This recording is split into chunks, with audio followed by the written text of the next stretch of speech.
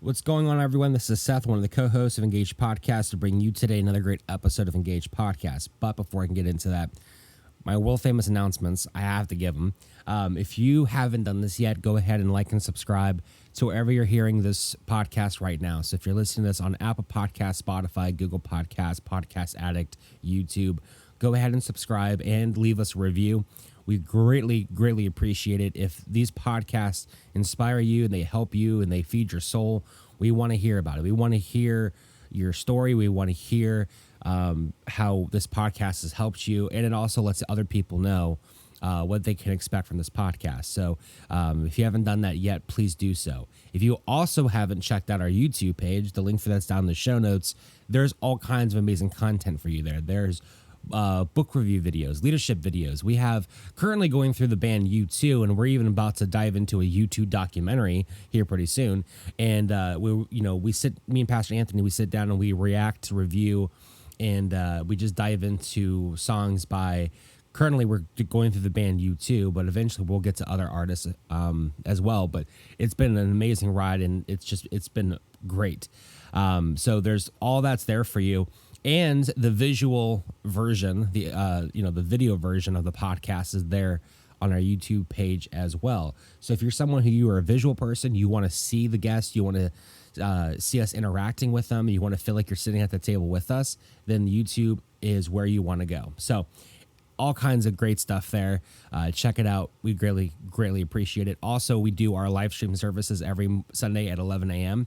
So if you're someone who you're not comfortable going to church yet, we do have our outside services at 11 a.m. throughout the summer. So if you just want to, if it's, sitting in your air conditioned car listening to the sermon, that's a great way to get back in. But if you still, if you don't feel comfortable doing that, we do offer our online services, and it's been fun. It's been great. So our guest today is a very well-spoken, very well-read, very intelligent individual. His name is Brian Walker. Now, him and Pastor Anthony go way back to Bible college, I believe, and he's just a jack of all trades. He's a pastor at Lake Morton Community Church. He's also a counselor at Anchored Hope Biblical Counseling, and we talk a lot about that. Unfortunately, I had to leave about halfway through the interview because I had another meeting that I had to go to. So Pastor Anthony kind of finished the podcast solo, but in reviewing the podcast to do the editing and all that, I was able to actually hear the whole interview, and I got to tell you, it is well worth your time. Brian is, just like I said, extremely well-spoken, very well-read, and you guys are going to benefit big time from his podcast today. So give it up for our friend Brian Walker.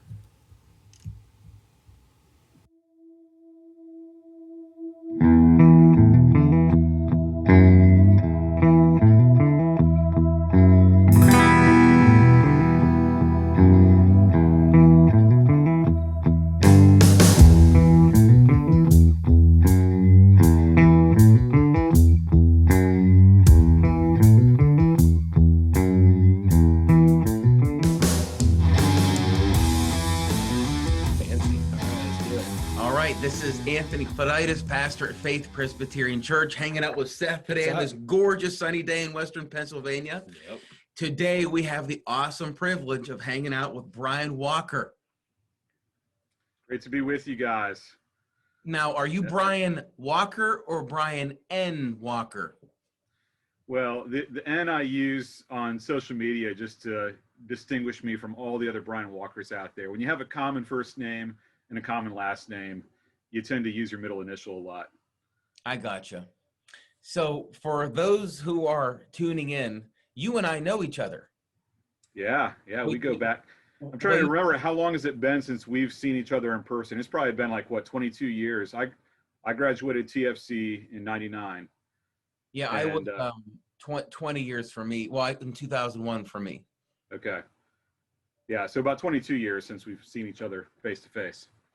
So we went to TFC, which is Toccoa Falls College. Why don't you share? Do you have any stories or experiences you'd like to share?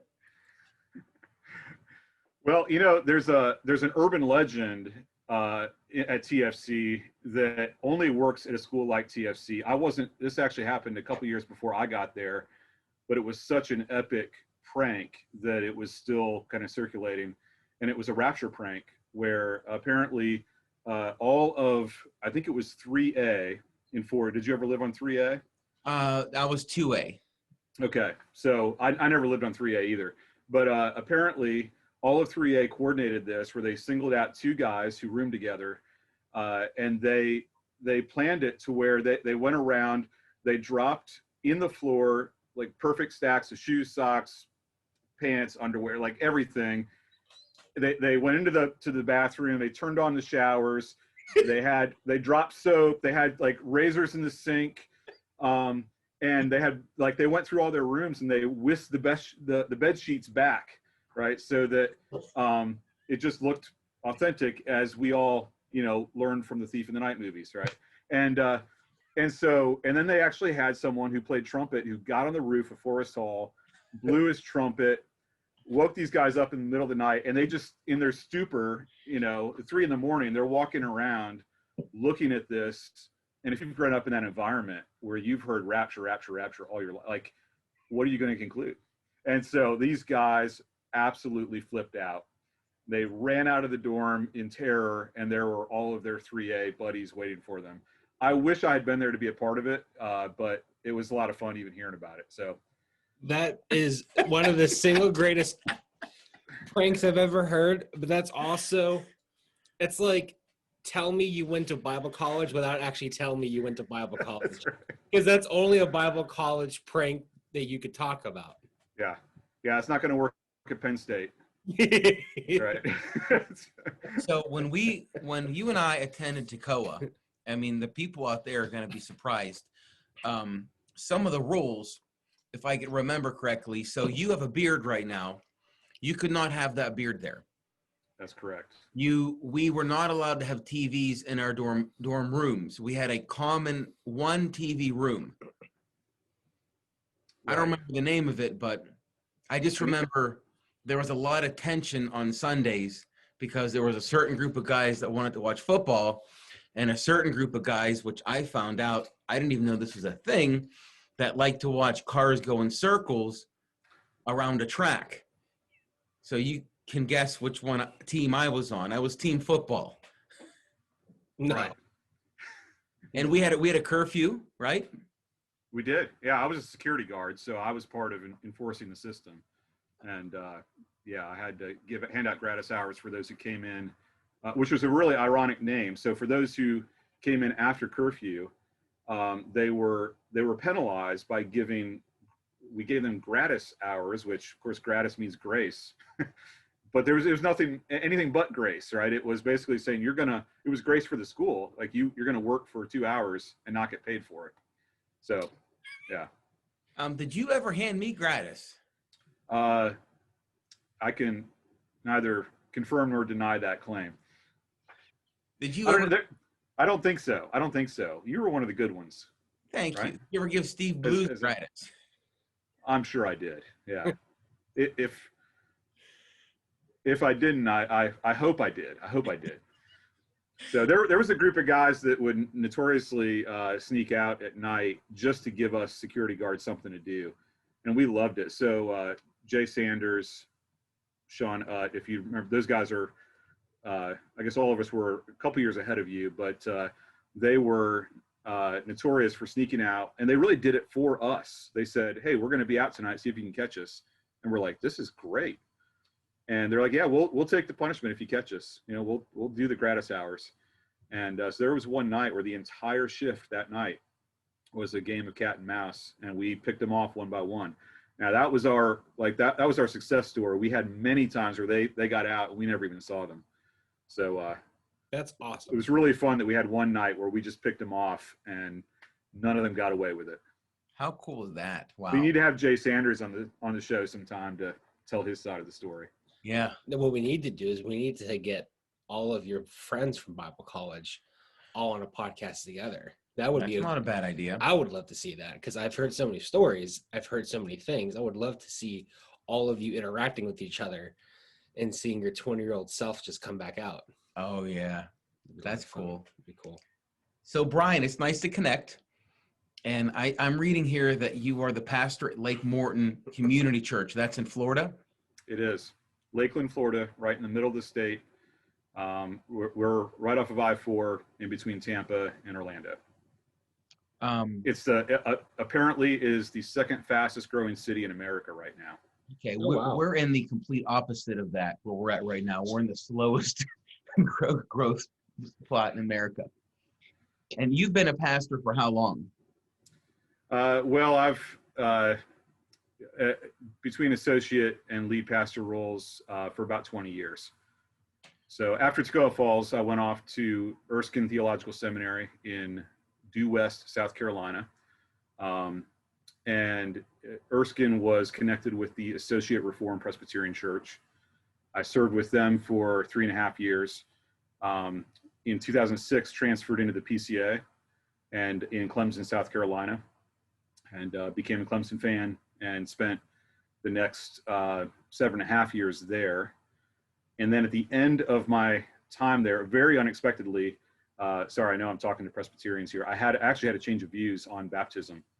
And so I'm essentially still Presbyterian in my theology and all but paedobaptism. And so that change of views essentially disqualified me from being a teaching elder, but my church was very gracious in how they handled that. And so I know this is what I came on to talk about, so I'll just give you the condensed version. After a lot of prayer and consternation, landed in the Evangelical Free Church in America, the EFCA, and I'm here at Lake Morton Community Church, and I've been here for the last almost 8 years now. Very nice. That's cool. And then I also see here you are a counselor at Anchored Hope Biblical Counseling. Yes, and that began in 2019 and really started to kind of pick up during the pandemic. It's an online biblical counseling platform, and so it really was kind of in God's providence and ideal time to start a ministry that was based online, and we've kind of watched it grow through 2020 and now into 2021. We've really seen it take off, so it's exciting. I'm really thankful to be a part of it. Well, that actually leads. So one of the questions I wanted to ask is, especially during the pandemic, but I feel like just within the last 6 months, I've seen more stuff on social media about anxiety, depression, and just overall mental health than I have probably have seen in my almost 29 years of living combined. Why do you think in 2021, the topic of mental health and things like depression, anxiety, and such is becoming a popular topic for people to talk about? Yeah, I think to some extent, things that were already there came to the surface in 2020. So mental health was already an issue, depression was already an issue, teen suicide rates were already up, but all of that really came to the surface. And then there was this perfect storm of circumstances that I think increased it. And so you have a combination of tense social situations, extreme isolation, especially depending on the part of the country you're in. Some people were really, really isolated. Increased time spent online. So interactions detached from relationship, essentially.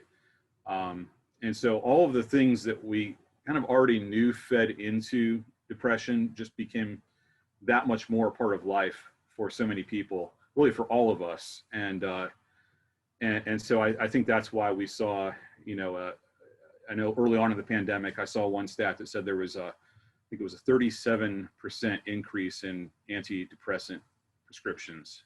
Wow. Which is just a staggering statistic. Wow. In addition, you have things like some of the support services that were available to folks just didn't know how to function early on in the pandemic. So, for instance, domestic violence support that is available in most states, really because of the pandemic, just could not function for at least a few months the way they normally did. And so you have you have people who normally would have some kind of escape route from a domestic violence situation that no longer have that, or children who school was their refuge, right? It was the place where people dealt kindly with them, and suddenly they're back at home, the place that is making life very difficult. So there's a lot of different factors that all came together in 2020, and then of just kind of throw into the mix the fact that we all have this sinful bent to respond selfishly and pridefully to our circumstances, and it becomes overwhelming in a hurry. Are people angrier right now than ever in our recent history? I think I would say people certainly feel more freedom to express anger, and I think it's safe to say that in general people are angrier, but that a lot of that is anecdotal. A lot of that is just kind of what can be observed. There's this interesting dynamic though. A lot of times you meet people. We have some folks I know who just come across really angry online, but if you were to sit down with them in person, you'd have a very amicable conversation, right? And so there's something about the online presence that gives this the sense of detachment that I think emboldens people who would normally have a little bit more of a control valve. And so some of it is trying to diagnose like what's the circumstance that's kind of bringing this to the surface.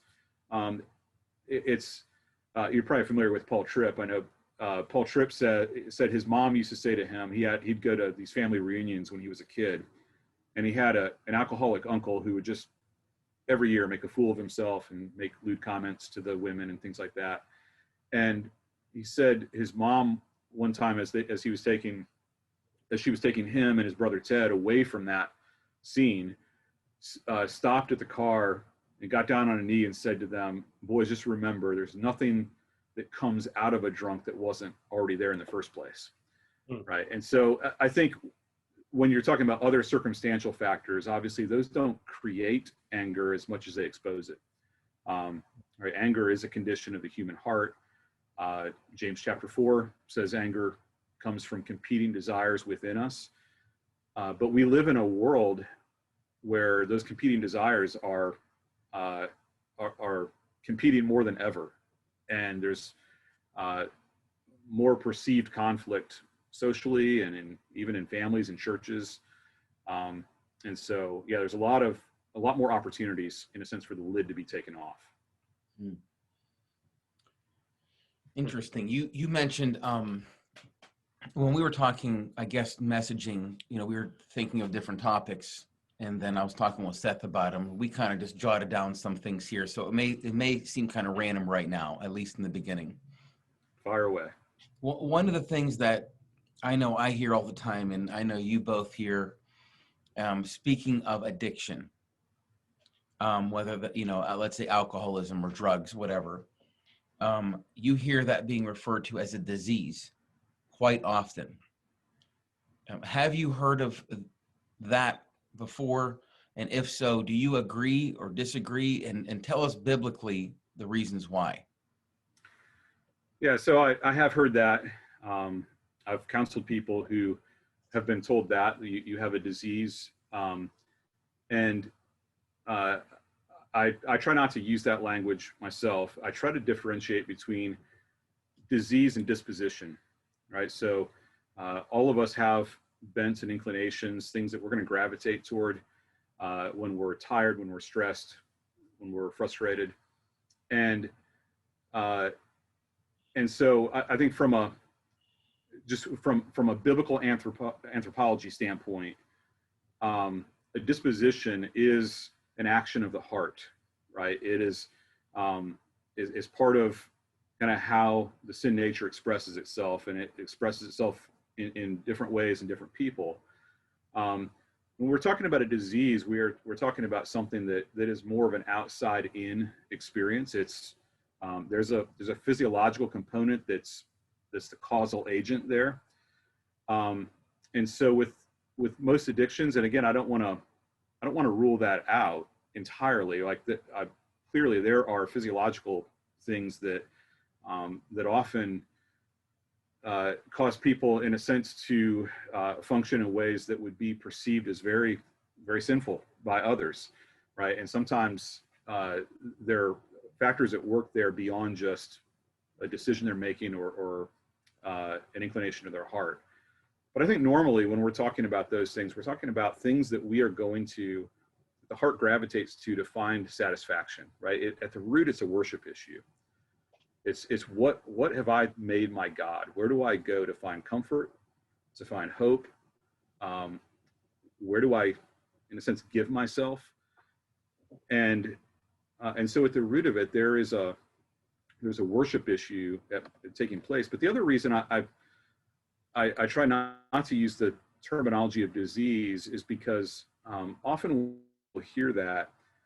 What they hear is it becomes synonymous for this is your identity, right? This is who you are, right? And when we're counseling with the gospel, I always want to be able to say to a person, this may be where you struggle, but this is not who you are. Who you are is defined by your union with Christ, right? In him, you bear his righteousness, you bear his sonship, you are accepted and loved by the Father, and that's who you are.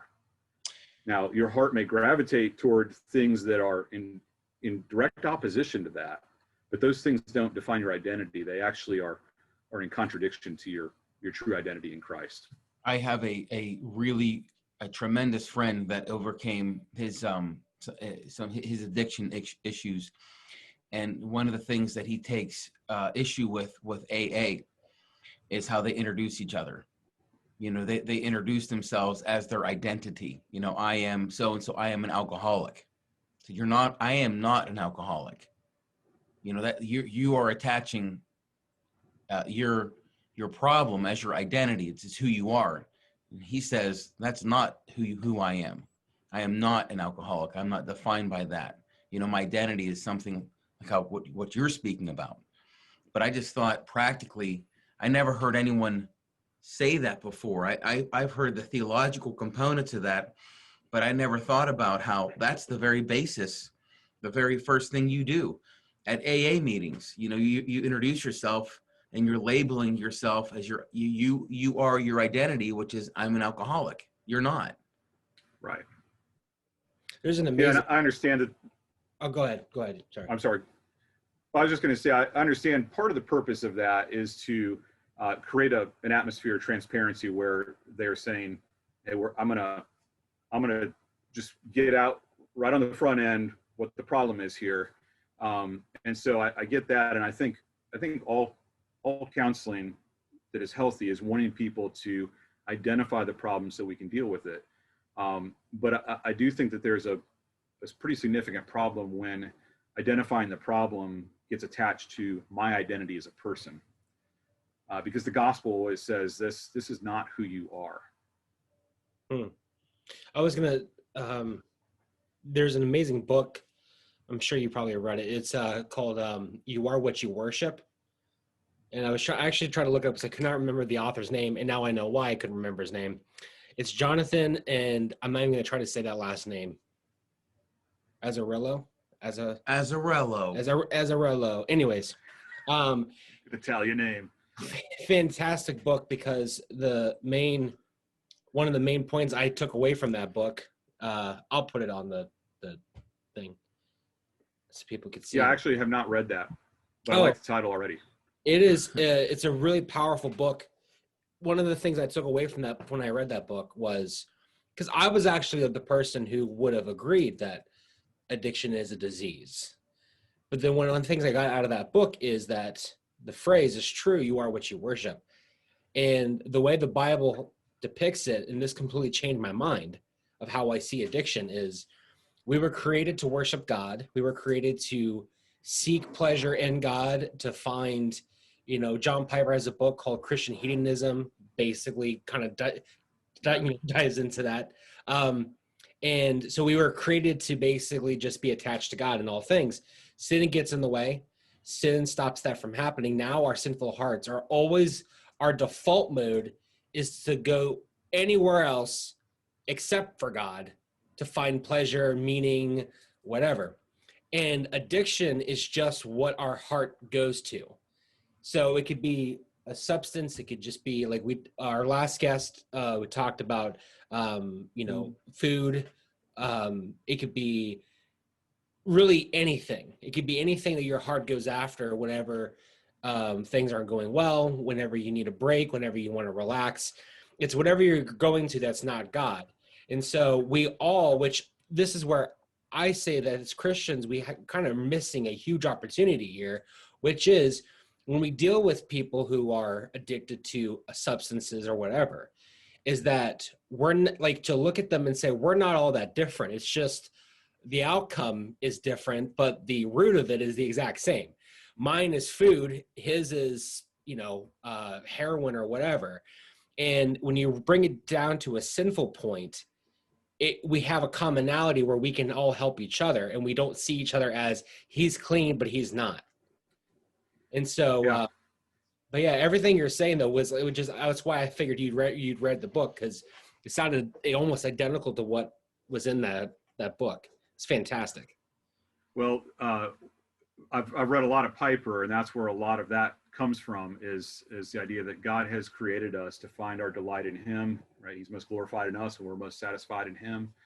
And sin is always operating at the level of desires, right? It's always redirecting our desires to something else. And so I think what you identified, Seth, is really important for church folks, because we attach shame to certain sins of desire, heroin, alcohol, pornography, whatever it might be. And then there are other things that actually we give approval to, or we at least kind of give a wink and a nod to. Right.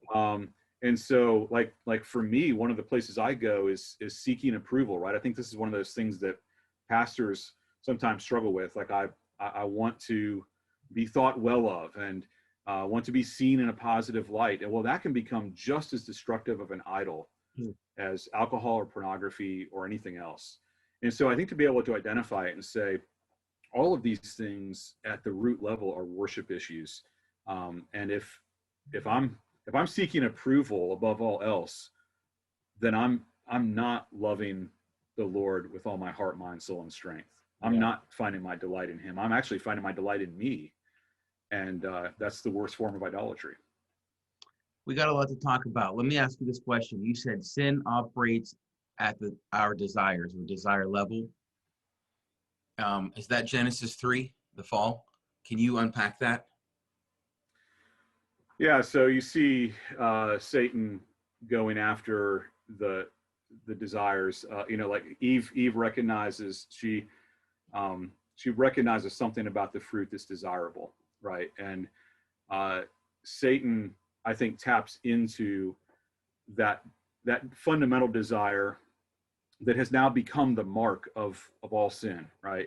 It's that you don't have to trust God. You don't have to live under his sovereignty. You don't have to live trusting in his provision. You can be like God, right? You can, in a sense, reach out and take for yourself what rightfully belongs to him. And so, yeah, Satan is tapping into a desire that I think is a reflection of his own desire to not worship or serve God, but to be God. And he's offering that to us and showing us the desirability of it. And on one level, it is desirable. And I think all sin from that point forward has that element woven into it. So temptation is not logical, it's emotional. That's where Satan aims, right?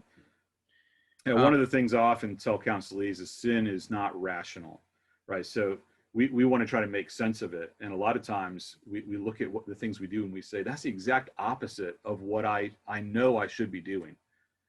And we can't make sense of why we're going after those things. But it's because it's not rational. Satan doesn't come to us with a manual for how to build a responsible life or whatever. He comes to us, he goes right after the heart, right after the desires. Have you ever read, I'm sure you have, I'm glancing at the load of books behind you. Jonathan Edwards talks about mankind always will do their highest good. Are you familiar with that? Yeah, and their religious affections. Is that what that's from? Yeah. Yeah. Are you familiar with that phrase or that idea? Yeah. Unpack that for me a little bit. Like, what do you? Well, I remember I went to Reformed Presbyterian Theological Seminary. That's where I went to my seminary degrees from there. So, with a name like Reformed Presbyterian, we partied like it was 1599, But I remember when we were studying the doctrine of man, we were studying about human sin and man's will in general. Our professor always pointed out that Edwards would say that man always is a slave or a servant to his highest good, his perceived highest good. Right. So, he would always my professor would always say, I walked in class and I'm on a diet, but when I go on break and I walk by the Twinkies, I eat the Twinkie, right? That he performed his highest good in that moment. And he would always use that as an example to say, that's how we are with our sin. We always aim towards our perceived highest good, and that's never God's will for us unless we are redeemed. Yeah, absolutely. It's that's the lie of sin, right? Satan is always trying to convince us that there's another good that we need to pursue. He's always holding something up, saying, "This is really what's going to satisfy you. Mm-hmm. This is really what's good for you," and we fall for it time and time again. So you mentioned also a couple other words, and it ties into Genesis 3. You talked about shame, but I want to talk about guilt as well. Shame and guilt. How are those played out in counseling? How do you see that in people? I mean, guilt is often looking at a standard, right, and saying, acknowledging, I don't measure up. I haven't measured up. I've fallen short of that standard. Shame has more of a relational dynamic to it. We feel shame vertically before God. We also feel shame horizontally before others, right? There's a social stigma that's attached to certain sins. There's a sense in which we feel shame feels like we've put on something that people always see when they look at us, right? We've put on. Think of Zechariah chapter 3. You've got Joshua the high priest, and he's covered in these filthy garments, and then Satan the accuser is standing there accusing him. And of course, Joshua in that moment represents the entire nation of Israel. And you have both guilt and shame at work there, right? Satan, the accuser, proclaiming the guilt of Joshua. He's wearing this garment that is a reflection of that. And the Lord in his grace and mercy first says, I rebuke you, Satan. The Lord rebuke you. And then he takes off these filthy garments and he puts on these pure vestments. And I think we're even told that, a clean turban is on his head. Right. And so I love that image because I think it helps people get at what shame feels like. I was just talking with someone a couple weeks ago, and I was asking him to describe, like, how do you visualize your shame? What does it feel like? And he actually pulled a phrase from Malachi. He says, it's like having dung on your face. He said, it's like walking around with dung on your face because other people see it, other people smell it. You see it every time you look in the mirror, you smell it. There's no escaping it. And so I think shame affects us in that way. It feels like something we carry around with us, something that is on us, that people notice, that they define us by. And it has that sense of, because of this, people are repelled from me. They don't want to be around me. So let me ask you this question. What do you do with the person you're counseling that would say to you, I don't feel shame in this whatever activity I'm doing. I don't feel guilt over the things you're referring to or the things the Bible says I should.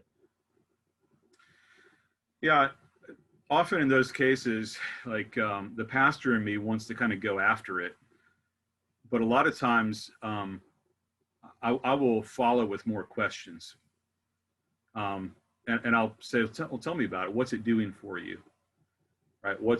How's it helping you? How do you feel? Maybe right in that, say it's an addiction issue. How do you feel in the immediate aftermath the next day? And sometimes I'll ask questions that are trying to get at the heart of what sin does to us. I'll say, let me ask you this: do you feel more human or less human after that activity?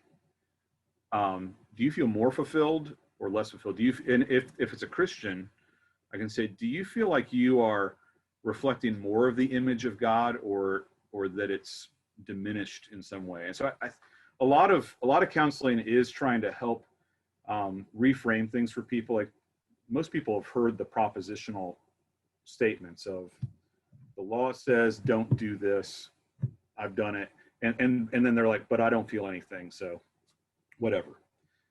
And so a lot of it is trying to ask questions to say, but is it affecting you maybe at an emotional level that you're not even paying attention to? Mm-hmm. That actually is revealing that this is diminishing your humanity as God intended it. And sometimes that helps people get to that place of saying, yeah, I never really saw it in that light before. And I see now what this is doing to me, and I see what it's doing to others.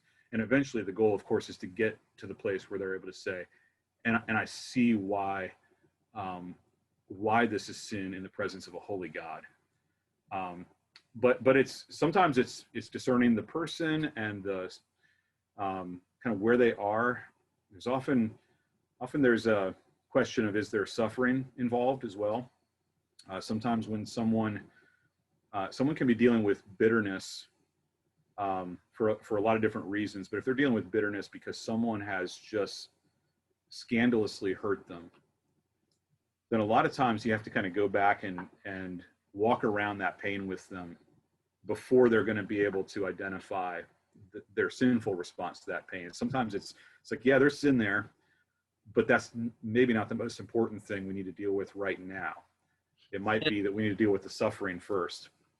And a lot of times, if you have that wound, you could feel justified in sinful actions because, hey, that person hurt me, so therefore I'm justified in saying this or treating them this way. Yeah, absolutely. And in some ways, like I see this a lot in marriage, whether it's a husband. Let's just throw out a case that's kind of common in our day. A wife discovers that a husband has a pornography addiction, right? So he's broken over it. Let's say, best case scenario, he's broken. He repents.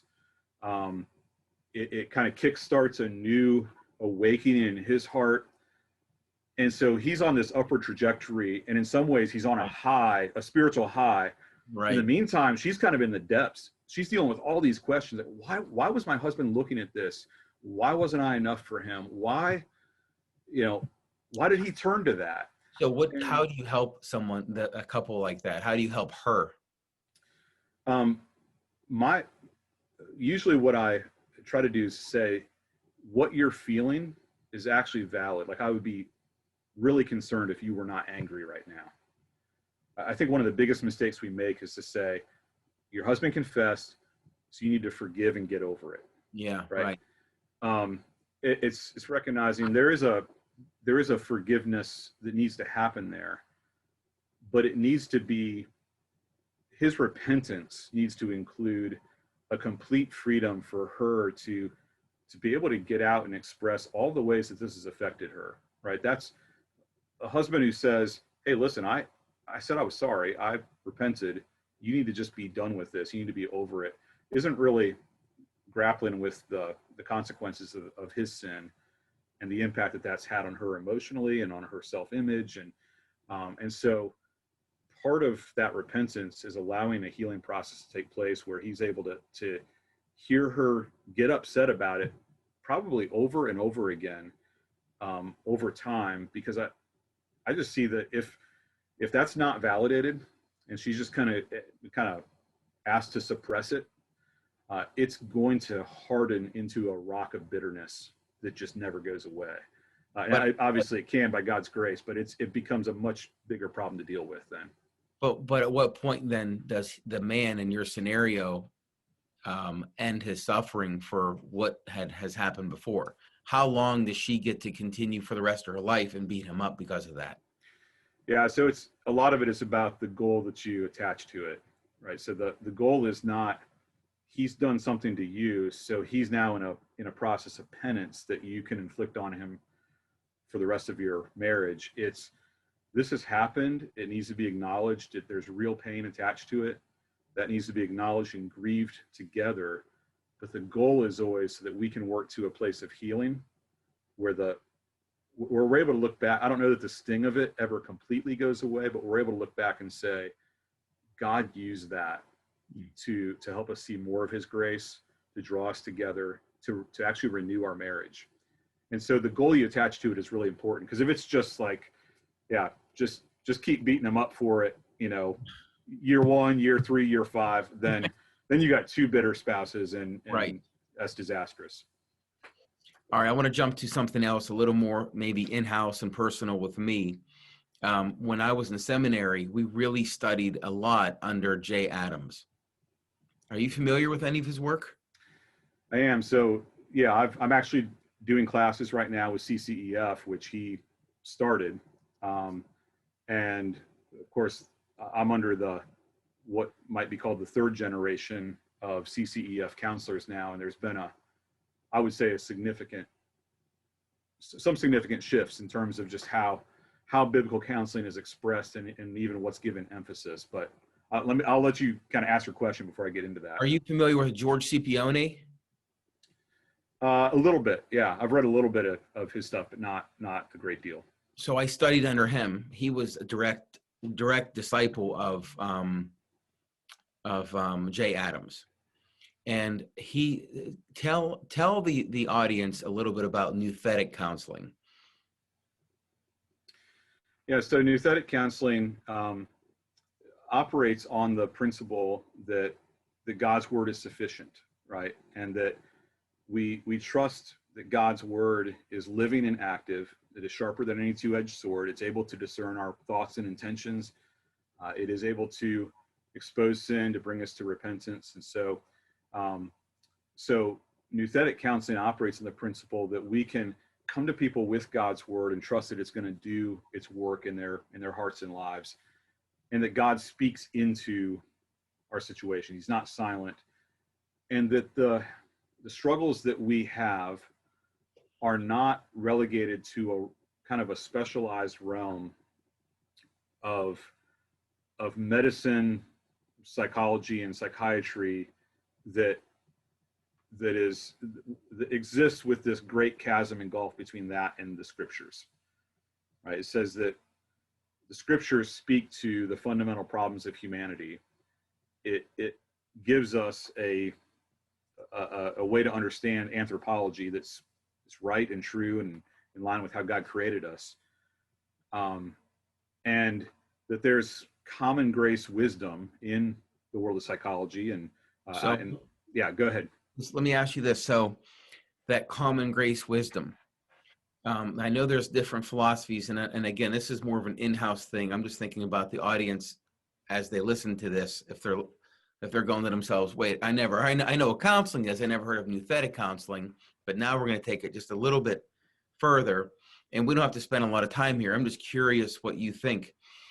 There is a party that believes that there will be nothing syncretizing with the Bible. It's just the scriptures alone. We don't need any of those other books. It's a rejection of all the secular ideas, whether it's secular ideas, secular books, all those vast majority of tests that counselors would give you to diagnose people, like the MMPI 1, 2, 3. What is your thoughts on that? Yeah, I would be more of the persuasion that that there is common grace wisdom to be gleaned from those things, and that I think it's a question of what's foundational, right? It's not, the question is not, is there truth to be found in secular psychology?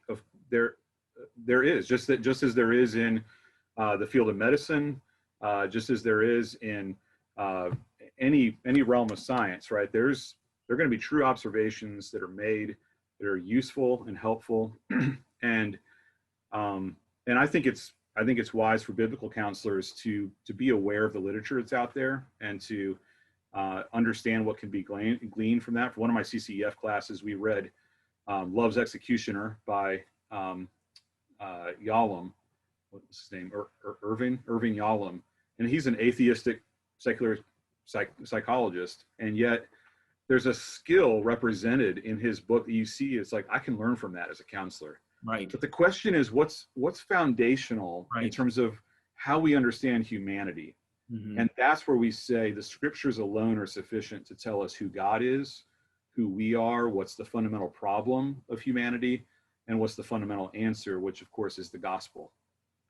Yes, that's good. I kind of struggled with that whole idea in seminary. I never bought into it 100%. And that was just my understanding. I like what you're saying. I agree with that.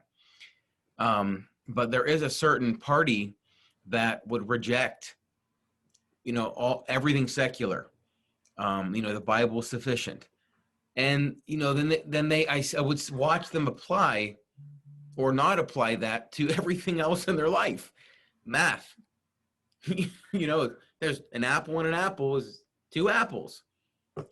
Right. Like, well, you're using it everywhere else, but you're using discernment in that. So why can't you apply that for counseling? It was a bit strange for me. And maybe as the second and third you said you're in the third generation? Yeah, second and third generation. So I'm studying under people like Ed Welch, Tim Lane, David Powelson before he passed away. And so David Powelson would be second generation. And I think what they have done is they have taken the foundation that Adams laid. I think it took a Jay Adams to really start the biblical counseling movement. It took someone who could see the insufficiency of secular psychology as the go-to resource and say, we need to bring the scriptures back into this and help people recognize that the counseling in its most fundamental form is a very ordinary thing, right? It's believers speaking the truth in love to one another. And so it took a reformer kind of personality like Jay Adams, I think, to get it started. But what guys like Powelson and Welch have done is they've helped us see, okay, what we so appreciate what Adams has given us, but there might have been such an emphasis on the confrontational nature of biblical counseling that everything kind of gets reduced to a sin issue. And so what they've done is to say, let's be robustly biblical and look at how all the ways that the Bible speaks into suffering, right? The Bible speaks to us not just as sinners, but also as sufferers. And so we have a Savior who, he's willing to knock over tables in the temple, but he's also able to say, come to me, all you who are weary and heavy laden, and you will find rest for your souls. That was really good. That is really good. That Jesus comes to us not just as sinners, but as sufferers. Wow. Man, when you read the Gospels, you see that quite a bit. That's really good. That's very helpful. And he's compassionate toward us in both states, right? He's compassionate towards sufferers who are suffering maybe at the hands of someone else's sin or just from living in a fallen world. And he's compassionate toward us when we sin because he disciplines us in love, and he wants us to flourish under his grace. You see that kissing perfectly in John 8 with the woman caught in adultery, don't you? Absolutely, yeah. That's like it's all there you see that at play really powerfully. That's really good. I have some books here, as we have to be mindful of time, but we'll probably do a follow-up in the future, okay? Sure. And I'm going to show them to you. And the first one is John Piper's When the Darkness Will Not Lift. Are you familiar? I've not read that. That's one of the few Piper books that I've not read, but I've heard him speak on that issue. So I kind of have a general sense of where he's coming from. I've read When I Don't Desire God, which actually has a chapter entitled When the Darkness Will Not Lift. Okay. So I think that book is an expanded version of Yeah. that chapter, actually. This is Jay Adams' Marriage, Divorce, and Remarriage in the Bible. Yeah, read that. That's great. And then Martin Lloyd-Jones' Spiritual Depression.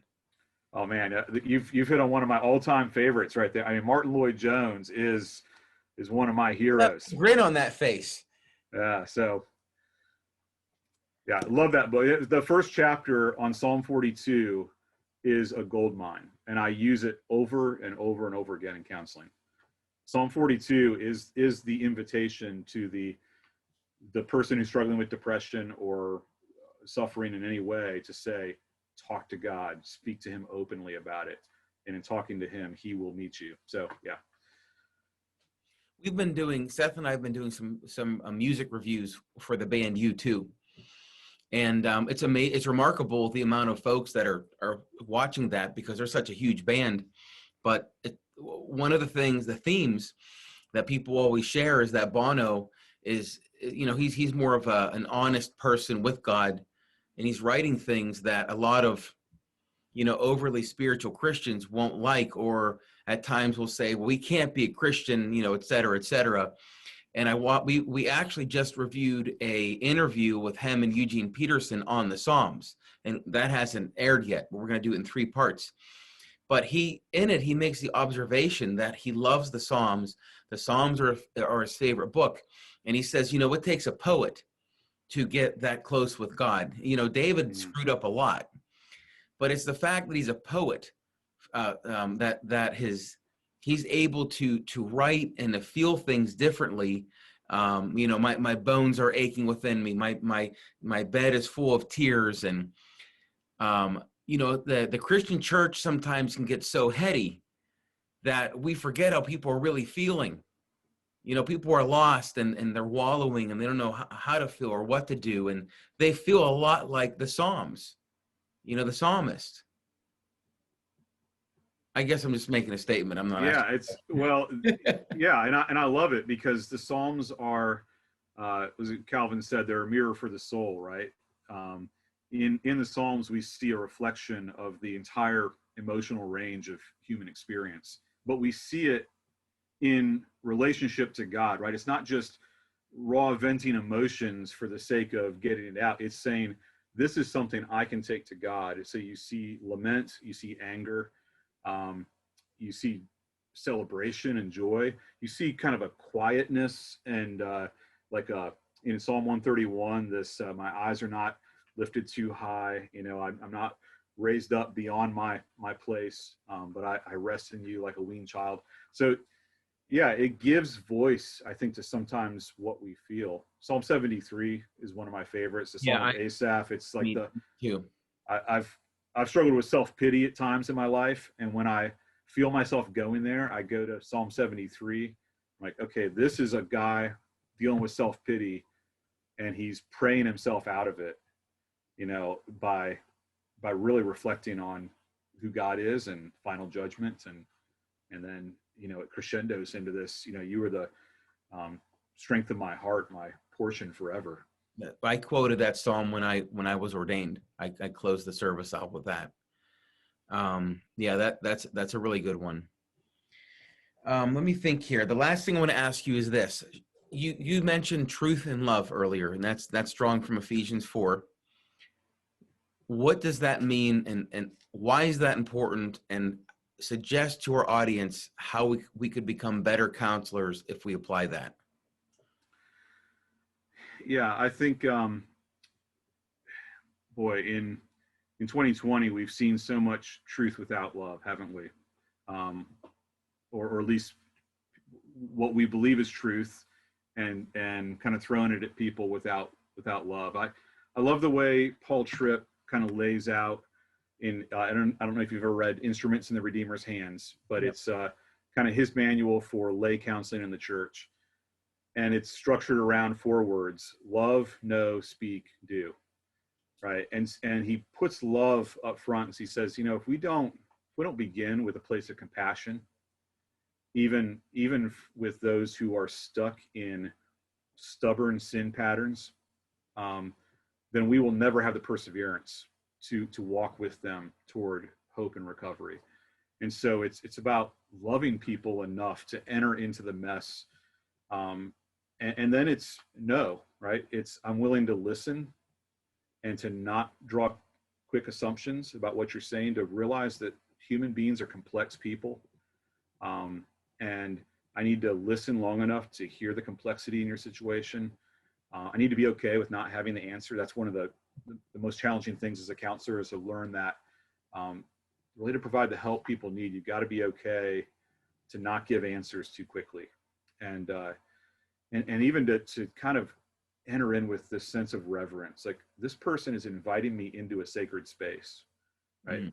They're inviting me in to hear about their suffering, their sin, their shame, maybe their hopelessness. And that's something you don't walk up to someone in the foyer on Sunday morning and start talking about that stuff, right? So to be invited into that requires a reverence that forces us to say, I'm just gonna sit and listen for a long time. And then out of that, with love and with the knowledge of listening, begin to speak, and know that it's going to be a conversation, but begin to speak, begin to ask them, how's God speaking into this? Where do you see God at work? Where do you see the scriptures speaking to your situation?